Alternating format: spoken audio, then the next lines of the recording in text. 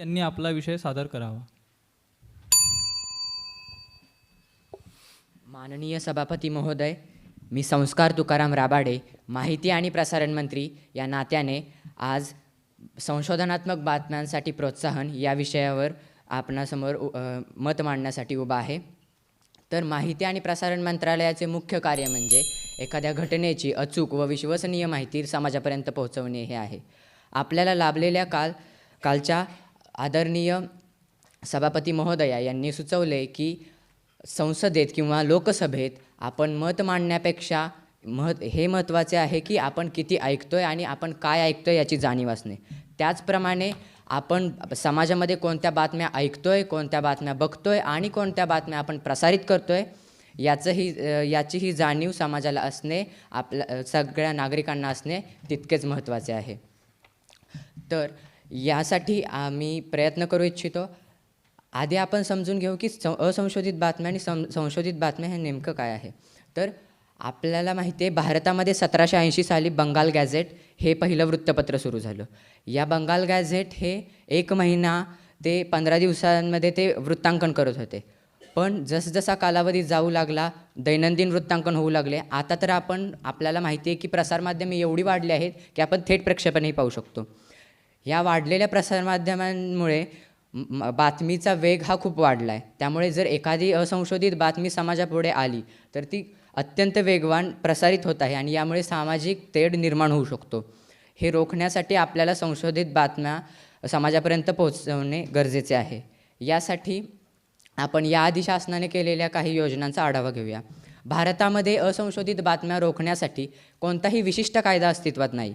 पण press council of India असेल, भारतीय दंड संहिता असेल किंवा माहिती आणि तंत्रज्ञान कायदा 2000 मधील कलम 66 लागू करून असेल, या असंशोधित बातम्या रोखण्यासाठी शासनाने प्रयत्न केले. पण मला आमच्या सरकारला असं वाटतं की आजपर्यंत शासनाने फक्त असंशोधित बातम्या रोखण्यासाठी प्रयत्न केले. पण आज खऱ्या अर्थाने असंशोधित बातम्या तर रोखल्या पाहिजेतच, पण त्याचबरोबर आपण संशोधित बातम्यांना प्रोत्साहनही दिले पाहिजे. त्यासाठी मी खरं तर दुसरे रिझॉल्युशन्स घेऊन आलो होतो. पण इथेच जवळ पत्रकार भवन आहे. पत्रकार भवनातील पत्रकारांशी चर्चा केल्यानंतर कळालं की त्यांच्या नक्की समस्या काय आहेत. त्याच्यावरून आम्ही नवीन रिझॉल्युशन्स मांडतो आहे. त्यामध्ये आम्ही सर्वप्रथम मांडतो की national fund for investigative journalism.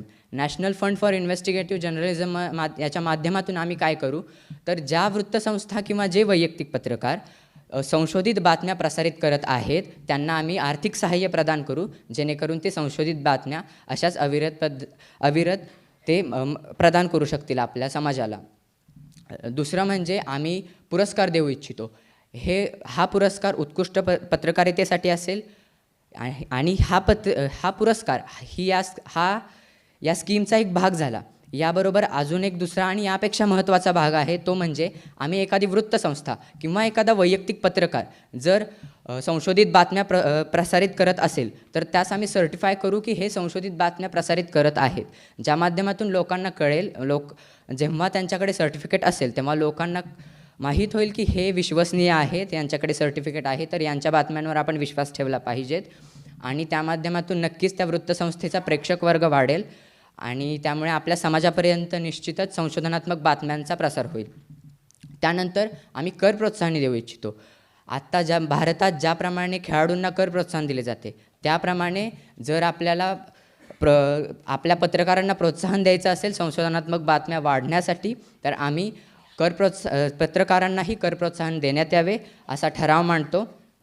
आता तुमच्या मनात हा नक्कीच प्रश्न उभा राहिला असेल की आम्ही म्हणतोय की आम्ही ह्या सगळ्या स्कीम्स संशोधित बातम्या जे प्रसारित करतायत त्यांनाच देतोय, मग तुम्ही ठरवणार कसं, निकष कोणता लावणार की हे संशोधित बातम्याच प्रसारित करतायत.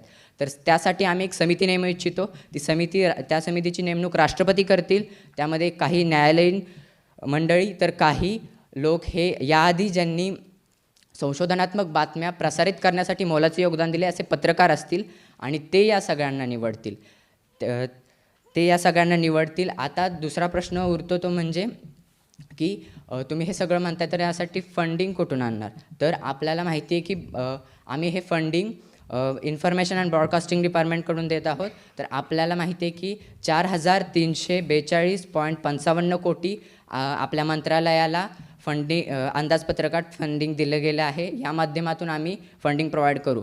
पण त्यासाठी किती रक्कम लागेल हे पूर्णतः ती कमिटी ठरवेल. कारण आज मी मंत्री आहे, उद्या दुसरा कोणी असेल, तो मंत्री त्यांना तितकंच फंडिंग देईल असं नाही. त्यामुळे आमचं सरकार हस्तक्षेप न करता ते स्वतःहून ठरवतील आणि निपक्षपातीपणे काम करतील असं आम्हाला वाटते. धन्यवाद. जय हिंद आणि सत्यमेव जयते.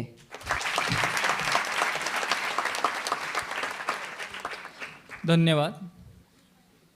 कृपया मंत्र्यांनी माईक जवळच उभे राहावे. आता कॅबिनेट तज्ज्ञ सल्लागार समितीच्या सदस्यांनी प्रश्न विचारावा व मंत्र्यांनी उत्तर द्यावे. धन्यवाद. आपण खूप छान प्रोत्साहनपर भाषण केलं आणि काही स्कीम्स पण सांगितल्यात.